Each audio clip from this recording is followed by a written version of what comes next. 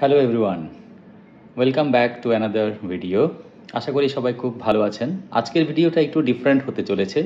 সচরাচর এ ধরনের ভিডিও আমি কখনো আমার চ্যানেলে পোস্ট করিনি।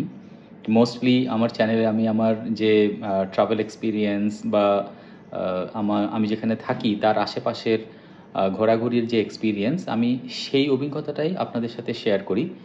আর আজকে যে ভিডিওটি আমি শেয়ার করতে চলেছি, এটা হচ্ছে একজন ম্যারিড ব্যাচেলারের লাইফের একটা সত্যিকারের যে চ্যালেঞ্জ, সেই অভিজ্ঞতাটা আপনাদের সাথে শেয়ার করতে চলেছি।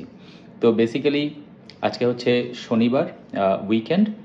আর উইকেন্ড মানেই অবভিয়াসলি কোনো কাজ নেই। আর তাই ভাবলাম আজকে সময়টাকে একটু রান্নার পেছনেই ব্যয় করি।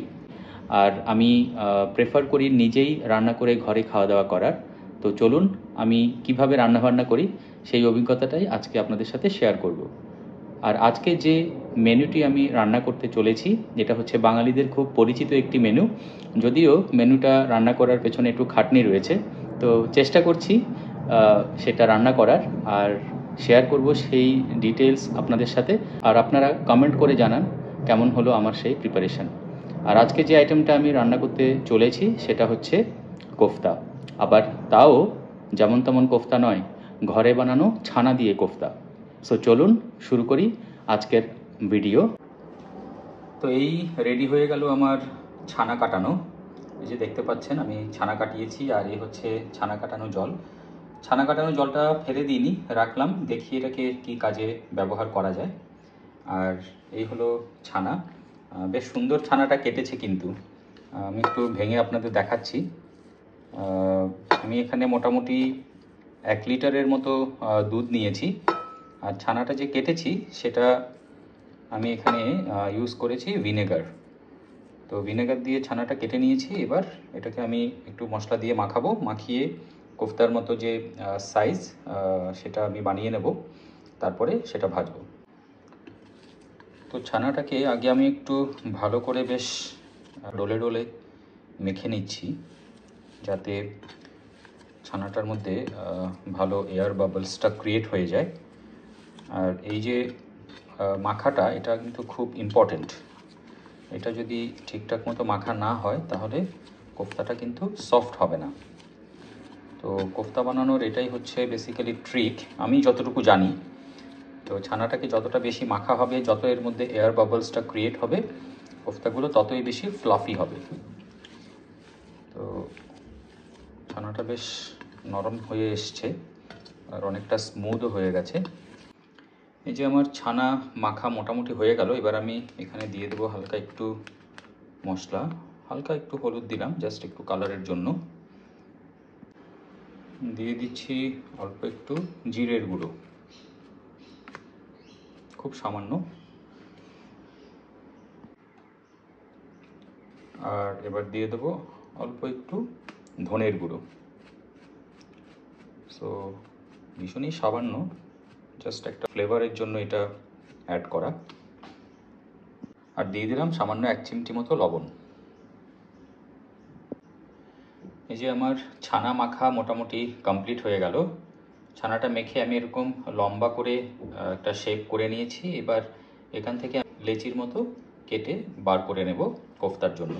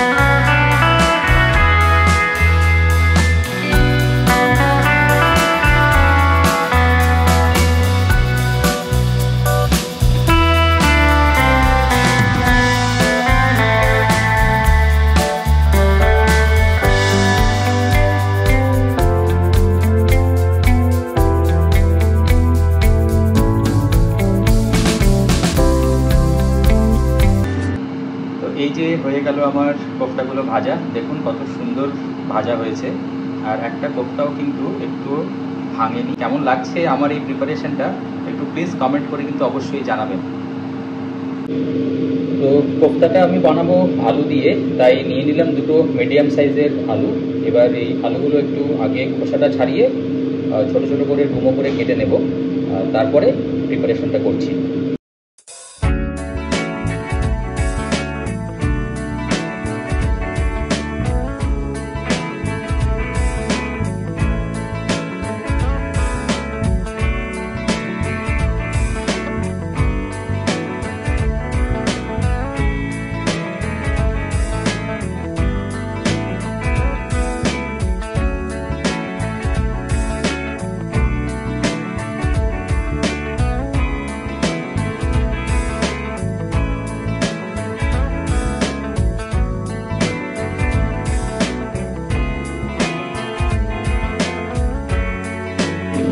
এবার আলুটাকে একটু হালকা করে ভেজে নেব।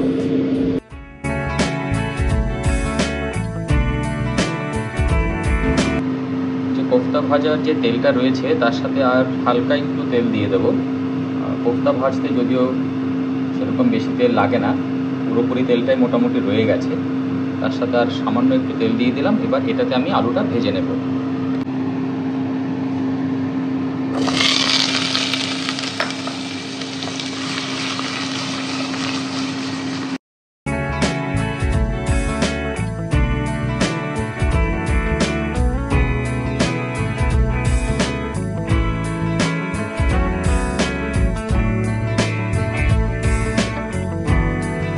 তো আলুটা যতক্ষণে ভাজা হচ্ছে ততক্ষণে আমি একটা টমেটো একটু কুচিয়ে নিই।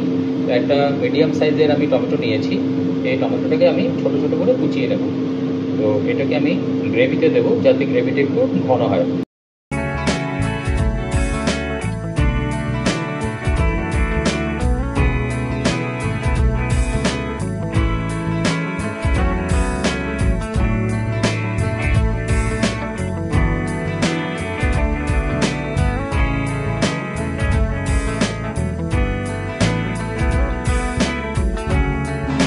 আলুগুলো ভাজা মোটামুটি হয়ে গেছে, এবার আলুগুলোকে তুলে নেব।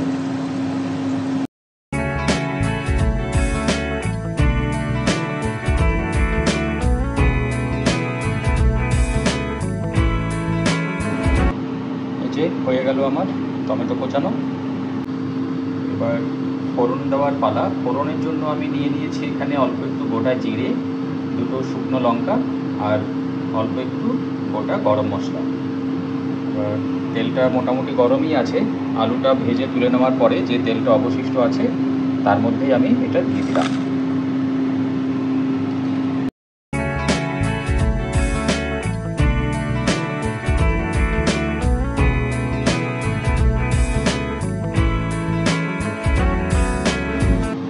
এবার আমি একটু মশলাটা বানিয়ে নেব। তো একটা বাটিতে আমি প্রথমে নিয়ে নিচ্ছি অল্প একটু হলুদ গুঁড়ো,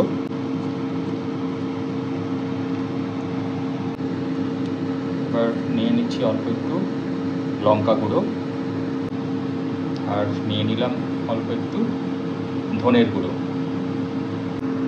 এবার এই মশলাগুলোর মধ্যে একটুখানি জল দিয়ে আমি একটু হালকা একটা পেস্ট মতো বানিয়ে নেব।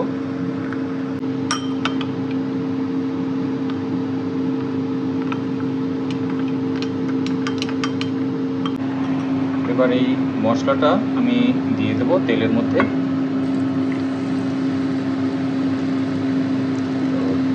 মশলাটা এভাবে গুলে দিলে যেটা হয়, মশলাটা কিন্তু পুড়ে যাওয়ার যে একটা সম্ভাবনা থাকে ডাইরেক্ট তেলে দিলে, সেটা আর হয় না।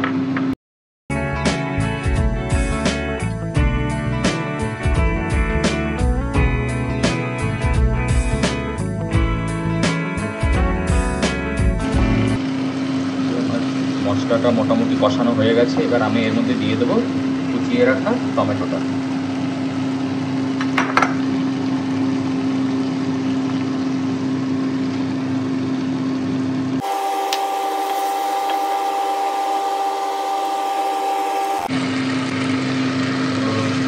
টমেটোটা দিয়ে এবার আঁচটা একটু হালকা বাড়িয়ে দিয়েছি যাতে টমেটোটা তাড়াতাড়ি গলে যায়।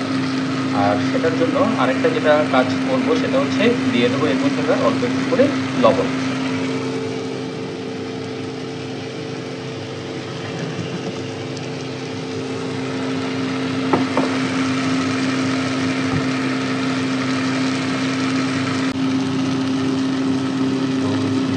অল্প একটু লবণ, লবণটা দিলে যেটা হবে সেটা হচ্ছে এই টমেটোটা বেশ তাড়াতাড়ি গলে যাবে। তো এবার আমি একটু ঢেকে দেব।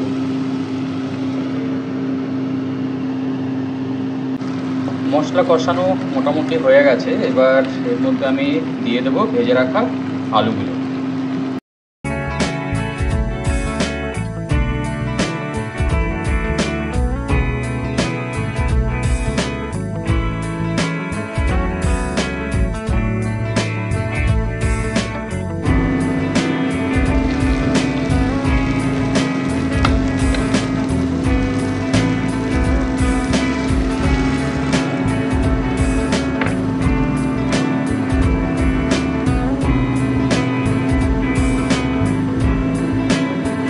জল দিয়ে দিলাম, এবার জলটা দিয়ে আঁচটাকে একটু বাড়িয়ে দেবো, আর জলটা ফুটে উঠলেই দিয়ে দেবো এর মধ্যে ভেজে রাখা কোফতাগুলো। তো হয়ে গেল আমাদের কোফতা রান্না মোটামুটি।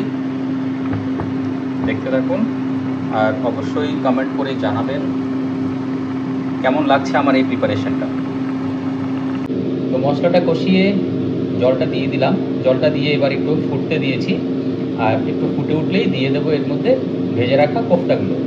কেমন লাগছে আমার এই রেসিপিটা, একা থাকার যে অভিজ্ঞতা, bachelor life of a married person, সেটা কেমন লাগছে অবশ্যই কমেন্ট করে জানাবেন।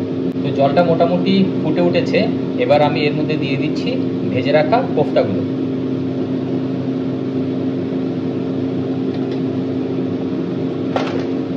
খুব সুন্দর কিন্তু সেন্ট বেরিয়েছে। এবার এই এক এক করে দিয়ে দেবো ভেজে রাখা কোফতাগুলো।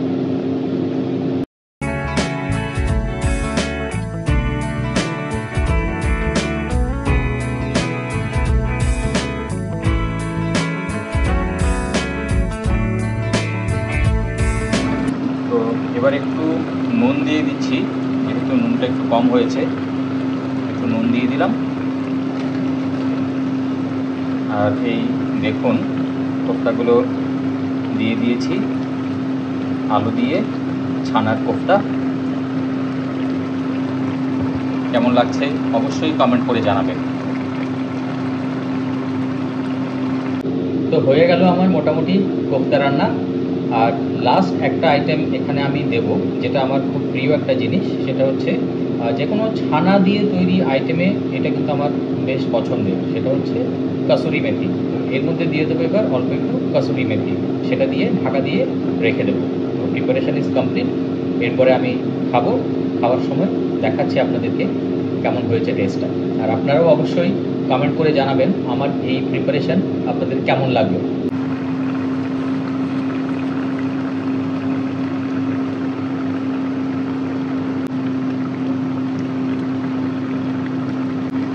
যে দেখুন কোফতাগুলো কেমন ফুলে ফুলে উঠেছে, আশা করি খেতেও বেশ ভালোই হবে।